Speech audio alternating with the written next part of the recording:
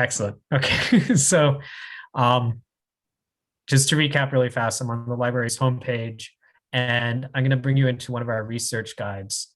But if you already are comfortable exploring databases on your own, you can go ahead and click where it says databases from the library's homepage. So in our research guides, I'm going to scroll down this page a little bit. You'll see there are different subject areas, and each guide has different resources for those subject areas. So I'm just going to scroll down until I get to English, since we are in an English class. Click on English. And you'll see there are different subject guides here underneath English, depending on what you're looking for. But I'm just going to go to the General English Research Guide. So I'll click there. And what you'll see is this very comprehensive guide that walks you through a lot of information and resources related to the research process, right? So there's beginning your research, how to find books and articles, evaluating sources.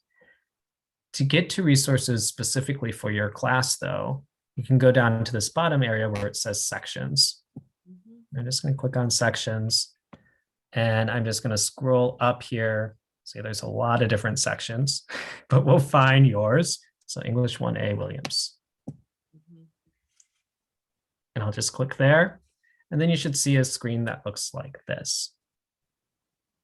And in case you're following along, or if you want to access this easily, I'll just put the link there in the chat for you. So if you want to click on that link, that will bring you straight to this page. Now in this guide, we have a few different things set up. For those of you who are here with us live, what I'd ask you to do is just go ahead and click here on this picture if you can, where it says English 1A. So I'll give you a moment if you have to navigate out of Zoom, because this will open up a little poll for you to answer. So I'm going to click on that just to show you what it looks like. It should just log in. If it asks you for a name, you can skip over that. And you can just answer that question.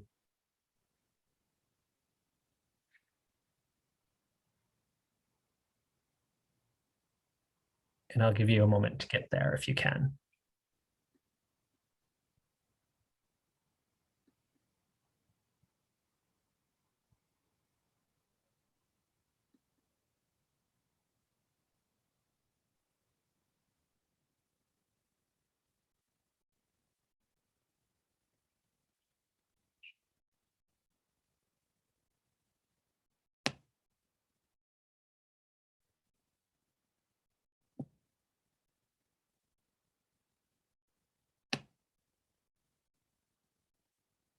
And if it's easier for you to answer via text, you can do that too. That's also an option. We have that at the top.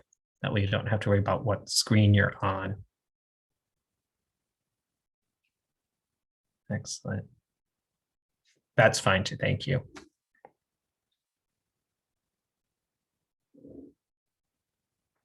Okay, so at least one of you have been to a research session before, but some of you haven't. I'm just going to go forward here on the question. If any of these tools look familiar to you, and if you're logged into the poll, it should refresh. You can just answer that. If you want to type it in the chat as well, you can go ahead and type in letters. That's fine. But this will give me an idea of resources you might have used in the past versus resources that you're not familiar with at all.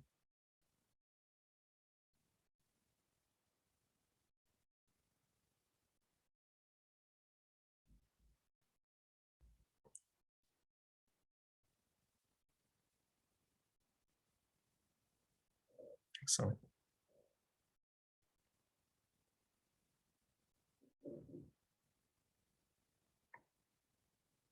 Great.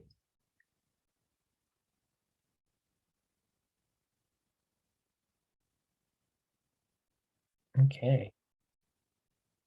That's great. So some of you have used some of the tools and some of you are first time being exposed to these, which is actually really good here because then that way I don't feel like I'm kind of repeating information that you've already used. And for those of you who are familiar with some of these, hopefully I'll acquaint you with some new ways to explore the resources, especially for the specific assignment you're working on. Which is my next question, just so that we're all on the same page, and we know we're all in the same class, we know we're all working on the same thing. If you can type in any key requirements of this assignment that you remember, that would be great. So we know what we should be looking for, what our assignment's about, and what this session is centered around.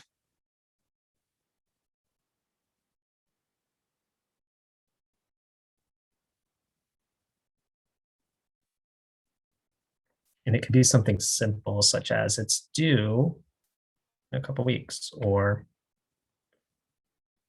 you have to write X amount of pages, or I have to find 2 sources. Whatever the requirements might be, if you remember any.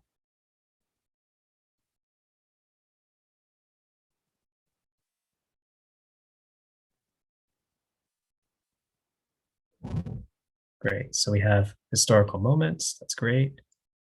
Shouldn't be a famous person, okay.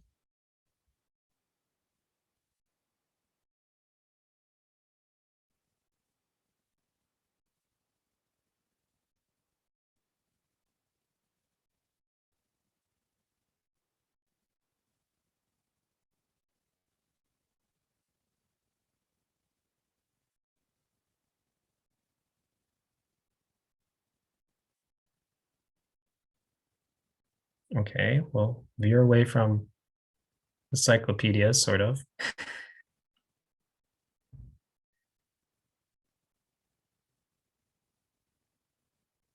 Okay, we're going to be using a picture, or you will be using a picture.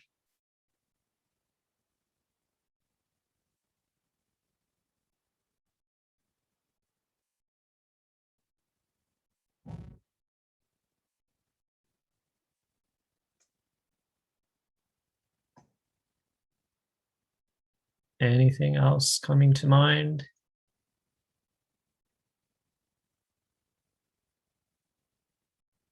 There we go. First draft due May 28th. And I see we have to cite at least 4 credible sources.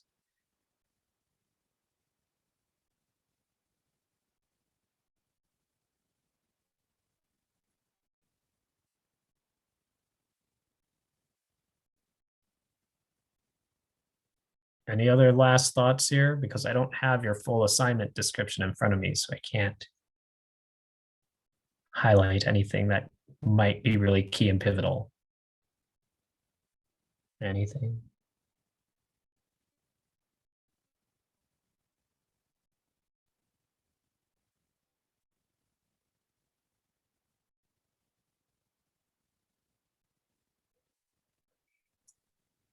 I think they've covered the basics there, Walter. So Yeah. I think we're good. Good. Perfect. Thank you. So a little more specific then, if you're able to, and some of you may not have been able to think about this yet too deeply, or you're just at the beginning stages, but if you think you have a topic in mind that you need to find supporting resources for, what is that topic?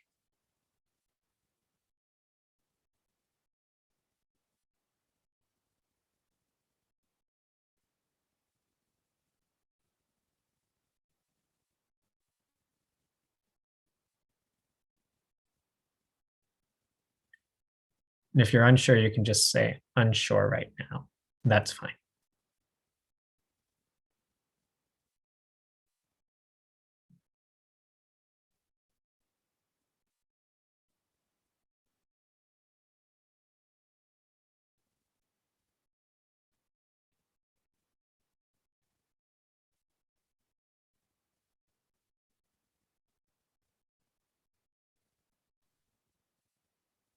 So I'm definitely unsure. Okay, that's great. Thank you.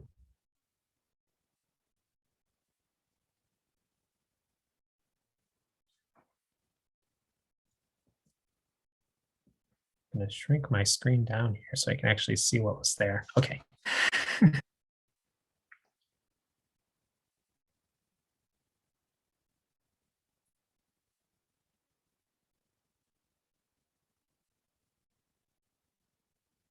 Great.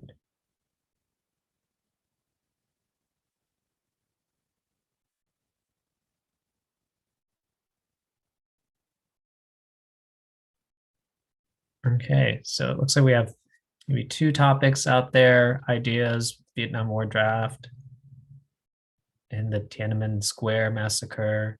And then I also know there's Chinese Civil War, which is great. And there's going to be someone else looking at LAUSD's vocational educational program. So those are all great topics, and we can start looking at different resources that might assist us with these. Excellent. So I'm going to escape out of this, and I'm going to go back to, I can do this easily. There we go. Our LibGuide here. Great.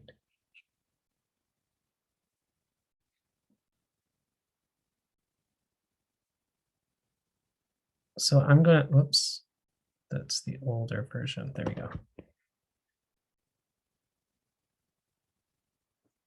So in your guide below that English 1A picture that we just clicked on, there's this middle box here, and there's tabs here. So we have exploratory resources. In these databases, you'll see that they are, there's this company's name here at the side that says Gale. So Gale is the company behind these 3 databases. And these are good starting places to begin gathering information about your topic. And they each approach topics in a little different way. So opposing viewpoints, they're going to look at issues that society grapples with. So some of these issues will be timeless. They might be relevant to your interview subjects, they might not. And there might be more current information within opposing viewpoints. So if you're looking at a topic that, or an event or a movement that happened more recently that impacted the person you're interviewing, you might want to look at opposing viewpoints to start looking at that topic. This middle one, Gale Virtual Reference Library, or it's also known as Gale eBooks now, they will give you or connect you to ebooks, which will cover a big range of topics. And it'll give you a lot of background information around those topics. They do specialize in encyclopedias though. So be cautious as you look into there if you're unable to use encyclopedias for this particular project, but use them to help you understand a larger context of a topic or an event, and then start to find more specific resources from there. And then this last one, even though it says US history and context, and this is the one I'm going to go into, it really connects. There's 2 different resources in there. There's US history in context, and there's another resource called world history in context. And they've put them together, but also separated them in case you want to just focus on US history versus world history. And all of Gale's resources, their platforms function in a similar way. So once you know how to use one of Gale's databases, you should be able to use all of them pretty easily, which is why I'll just start with this history and context, because it seems like there's this historical, or these historical events that you're looking into, but specifically from a global context, it looked like for some of you. So here we have a little search box, and you'll see it has US history with a drop down. So I can change that to world history if I want, or I can just do both. And the topics will be different between all of them. So if I was looking at world history, and someone mentioned the Civil War in China, I believe.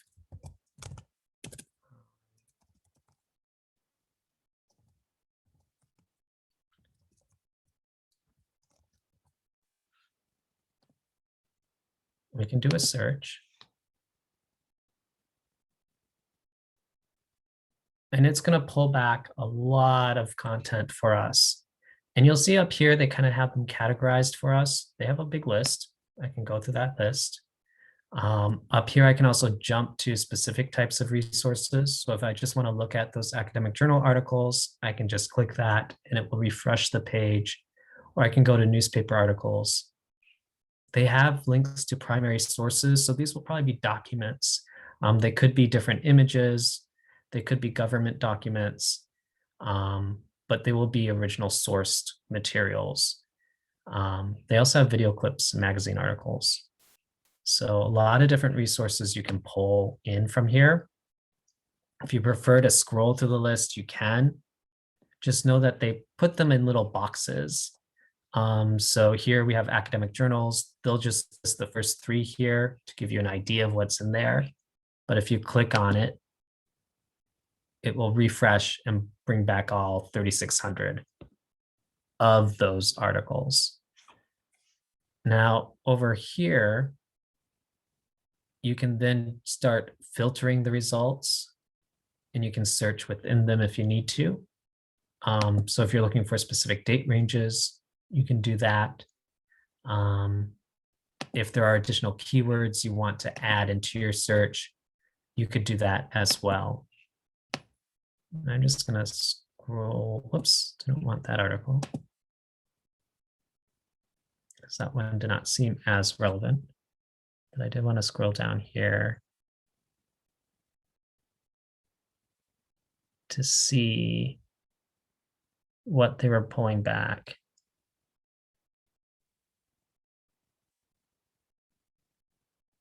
Which is always interesting. I want to make sure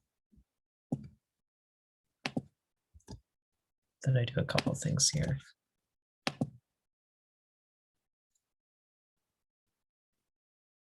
Okay.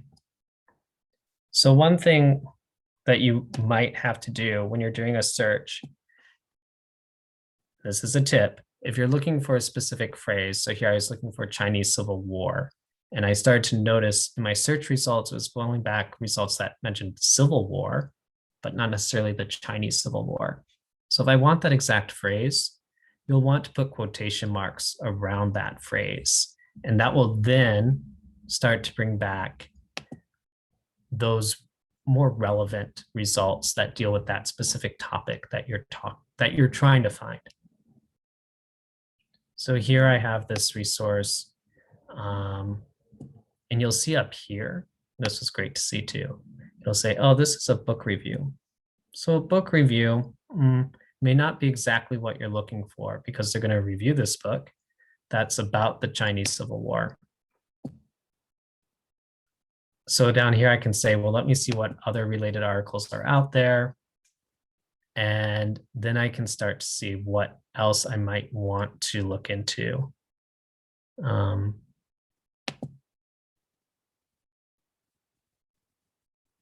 this was another book review.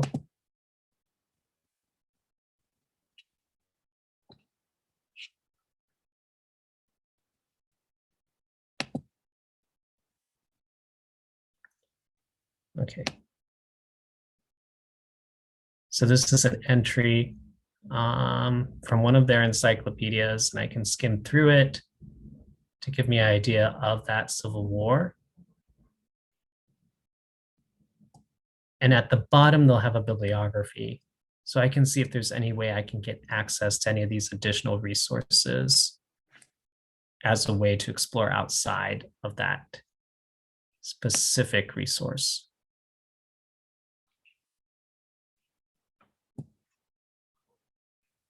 If you find a resource within Gale that you really want to use or you think will be helpful, instead of trying to hunt it down again later, because as you just saw, it took me a while to get to this specific resource, I can, up here at the top, send it to myself, either through email, or if I want to, I can drop it into my Google Drive if I want to give that information.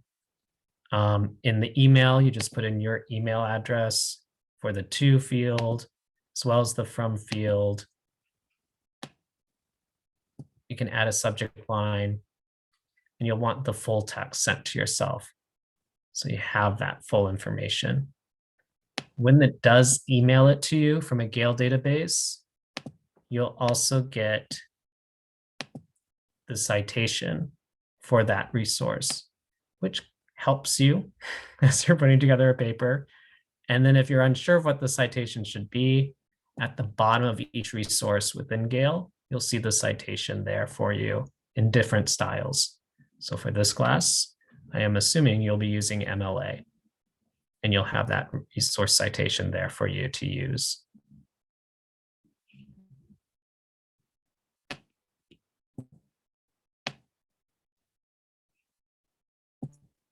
Yes, they will be using MLA. MLA, English course, MLA, yes. And can I actually just add one slight warning about these citations, these automatically generated Oh, sure. citations in the databases. I don't see the citation. There. Oh, you see, that one looks good. That one looks, yeah, that one looks perfect. You cannot trust that they will always turn out to be perfect, right? There is all kinds of because these are machine generated, there's often mistakes in the citation. So don't just trust that what you see in the citation is accurate. And the other thing is, you'll notice, not that I can do anything. If you could see me waving around my mouse, the citation is hanging, beautifully hanging the way it's supposed to be in MLA. Oh, there you go. Thank you, Walter. Yes. Thank you. That beautiful hanging, that often gets lost in translation when people copy and paste, and they have to put it back in. And although it's supposed to be easy to do in Google Docs, it is amazing to me how often students struggle to do it in Google Docs. It works beautifully. It's easy to do in Word. It should be easy to do in Google Docs. I've certainly done it, but students do struggle with the whole making it hanging. All right. That's all I have to say for now. Yes. And I can show you a resource that helps you with figuring out the hanging indent format within Google Docs and Word later, if any of you are unsure of how to set that up. But any other questions here within the Gale database before I jump into something a little different?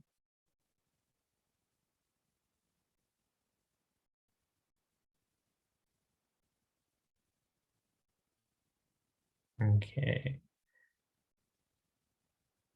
Not hearing anything. Excellent.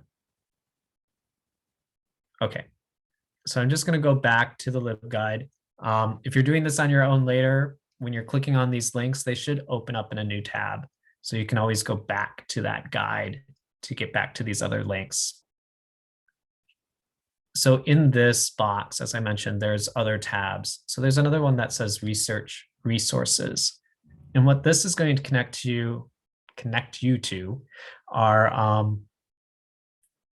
what we call aggregators. I don't want to get too technical right now, but you're going to get connected to these other companies' databases that's going to search a broad range of resources. So we have three power players here. We have ProQuest, we have Gale, and then we have EBSCOhost. And what these tools will do is search across those companies' databases that we have access to in a single search, so that you don't have to, like over here, jump to opposing viewpoints, do a search, then go to Gale ebooks and do a search, and then US history and do a search. This will enable you to search all of those resources at once, provided they're owned by that specific company. So EBSCO is usually our go-to for a lot of students, followed by ProQuest and then Gale when we do these big searches. So I'm going to show you EBSCO really fast. They all kind of work the same way. So once you kind of figure out the tricks in one, you can then transfer those to the next one. So from EBSCO, what you'll see here is we have three search boxes. And what that helps you do is split up your keywords for your topic, right? So we had someone, oh no, that wasn't, who's going to look at LUSD, for example, which is really local. And I'd recommend in this situation that we use an or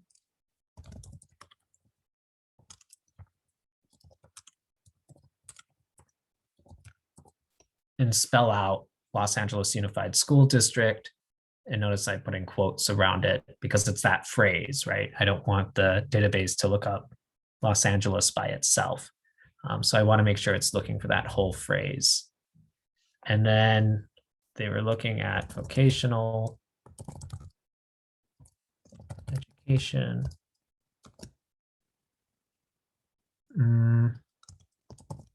Maybe I'll put in career training just in case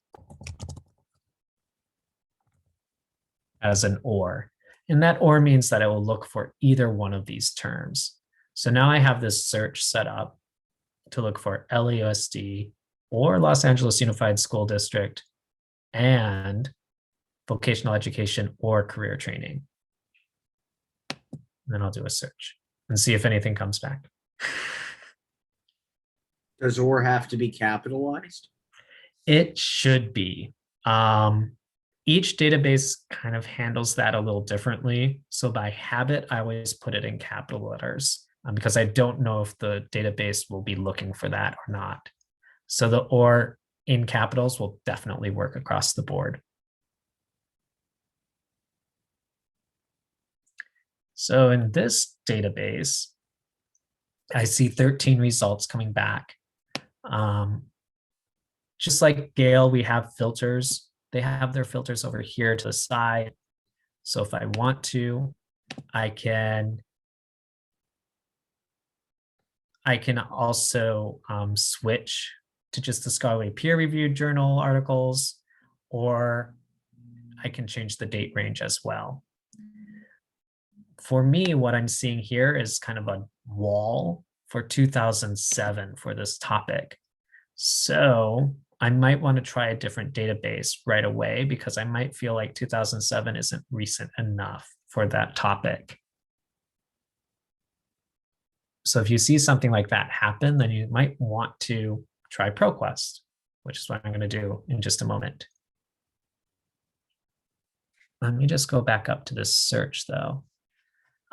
If we wanted to see what happens here with a lowercase or, it may not signal that as a command. This case, it did nothing. So it might be recognizing it in lowercase right now. You'll notice in their drop-down menu, they have them all in caps though. So something to play around with. I am going to try ProQuest really fast with the exact same search.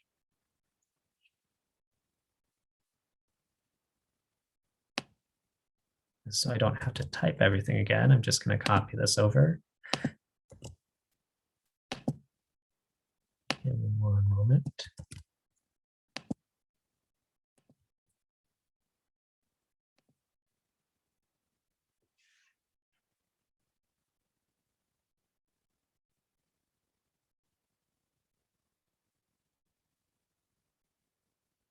I might have needed to put the ors in all caps, but we'll see. It might have accepted it. Okay.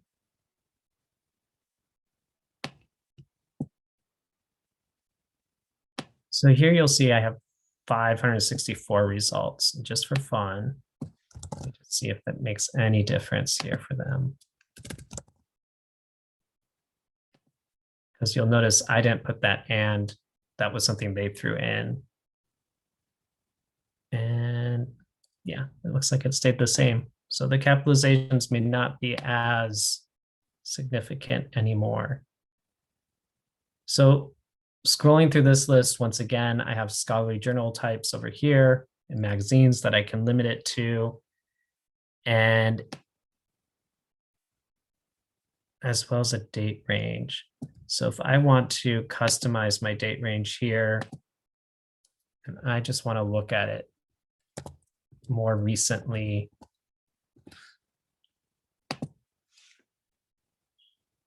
you can put in those custom date ranges. And maybe a newspaper article or wire feed will be useful. They also pull from websites at times.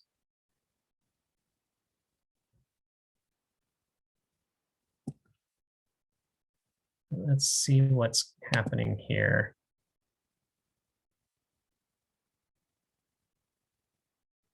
So here I have a newspaper article coming from a local paper.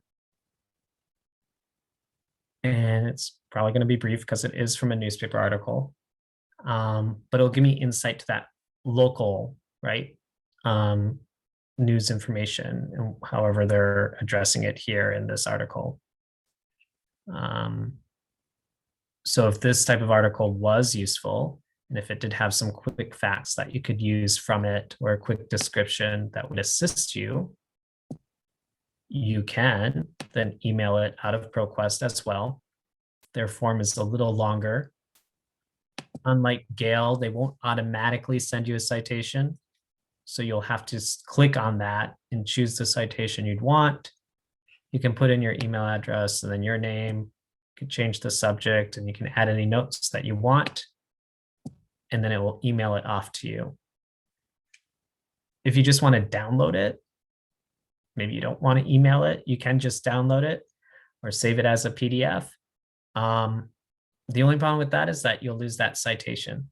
So you'll have to come back to look up all this information again and write it down, because it may just have the text for you. But it does have a citation tool here. We'll see how accurate it looks. And it looks okay. But as Professor Williams pointed out, and sometimes, especially in ProQuest, you do have to be careful with their citations because they can start to look a little strange.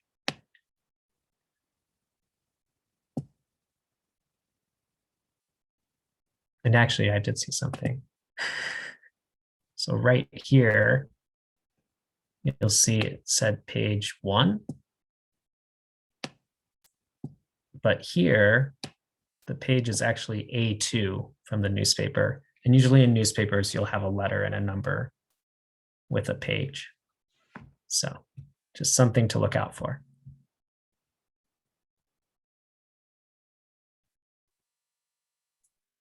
Yes, something to look out for. And I will be watching with an eagle eye. Great. I think one other thing just to be aware of, ProQuest likes to pull back from dissertations and theses too. These will be really large documents. Don't know if you want to wade into those waters right now with this type of project. They might have some interesting insight, but they may not be your first go-to. Just putting it out there in case you start to see a lot of them in your search results. Any questions about ProQuest or EBSCO?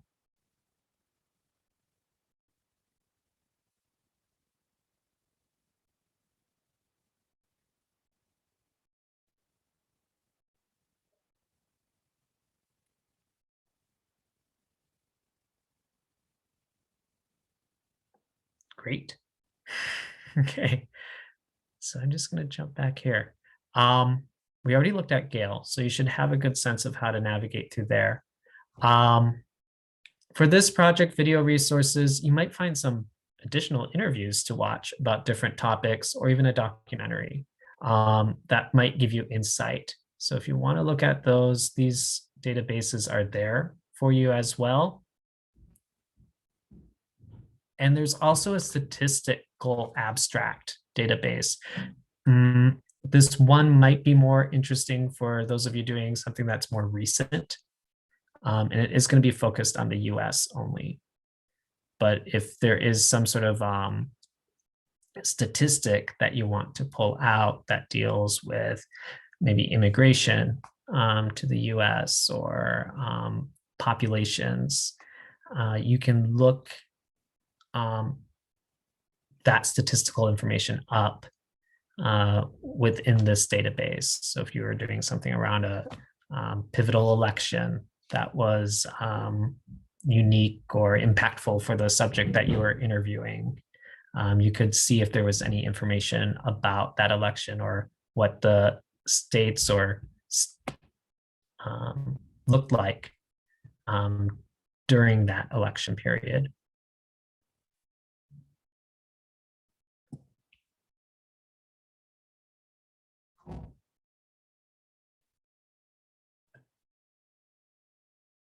Questions?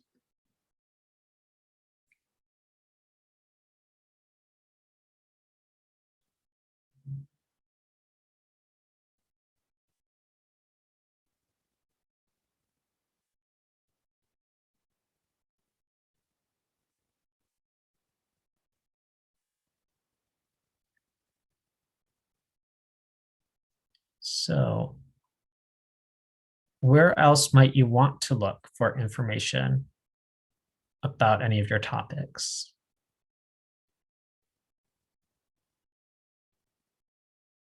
This isn't a trick question, although it might sound like one.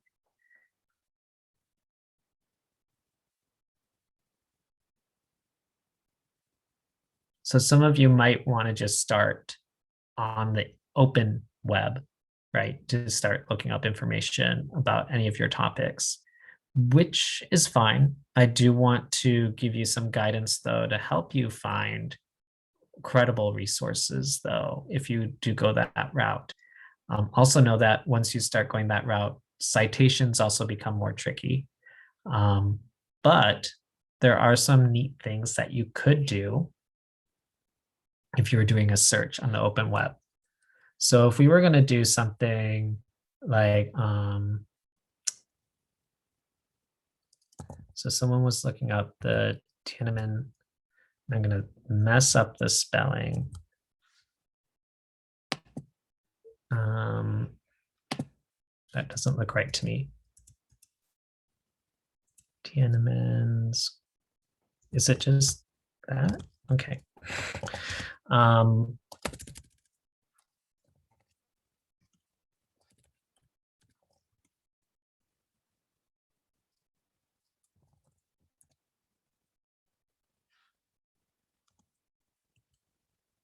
So I'm going to put a big broad search there, and I have to move these things. Hold on.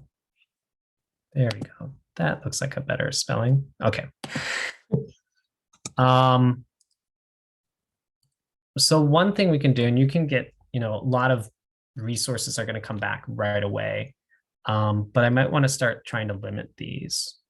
And depending what you're looking for, there might be certain domain names that might provide you with different perspectives than others. And what I mean by that, we might want to look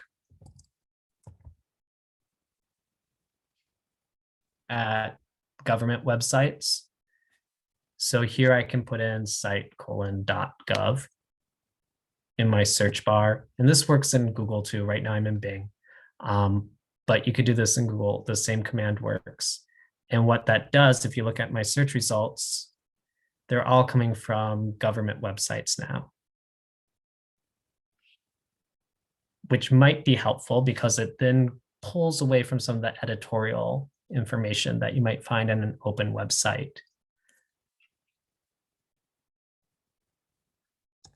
Likewise, if I wanted to see if there was a report or a document,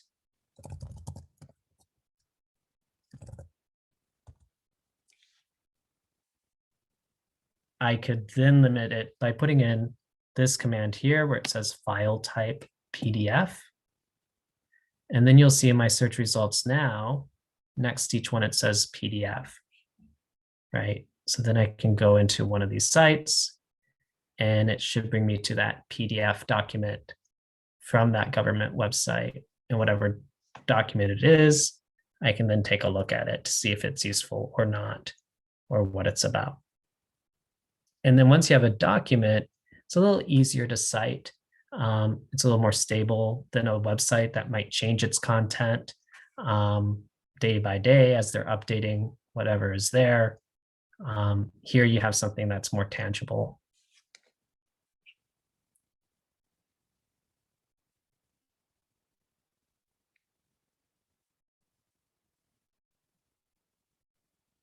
One other thing that happens a lot when you're searching online is you might run into paywalls or limitations. So like if I were to go to the LA Times,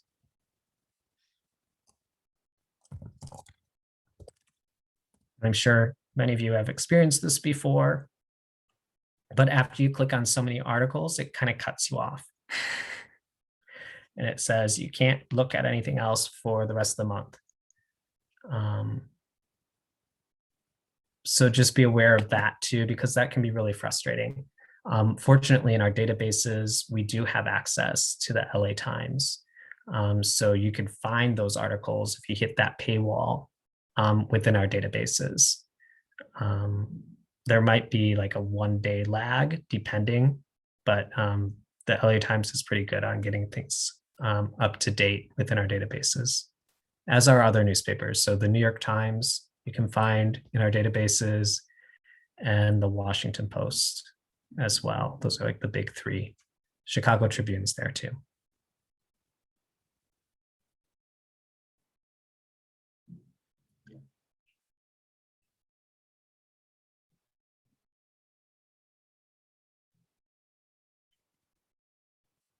Questions with any of those things, or just searching online in general?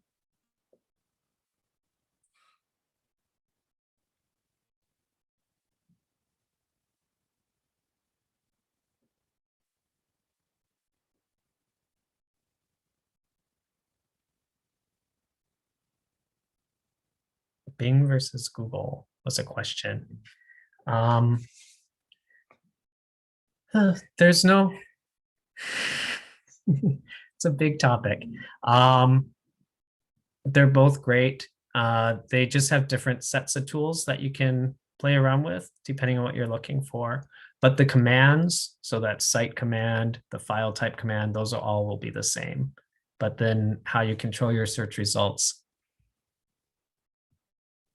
within those areas. So like if I were to go to news within Bing versus, I think, Google, I do the same search.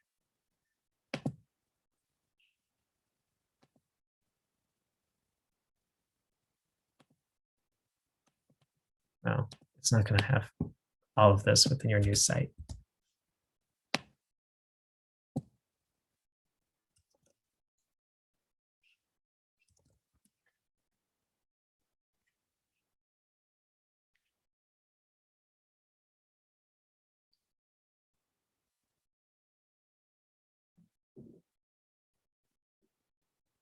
You're just going to have a slightly different set of search results. So it is important to always jump between, just like we jump between databases, jump between your search engines too. So what I'm going to do here is just close out of sharing, because I've been talking for a while. And just make sure we're all still there. Still here. Awesome. Anyone have any questions or concerns?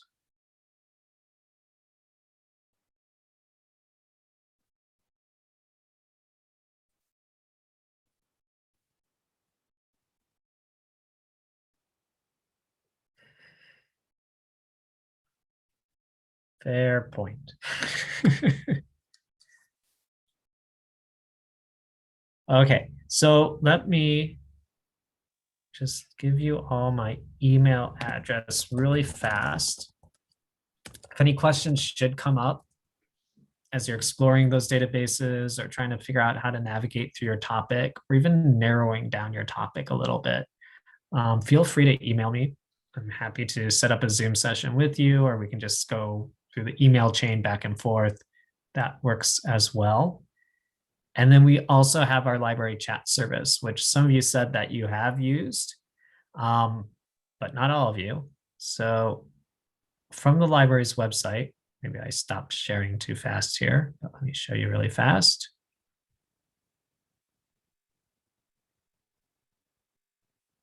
And actually, even within the guide, you see there's this little chat with us menu over here on the side, and it slides out. You can just put in your name and your question, and you start a chat. And that lives within all of our websites, all the library sites. So even from the library's homepage, if I go down here a bit, you can see Ask a Librarian down here. You can click on that and it'll open up the live chat as well. And it's down here as a floating button too.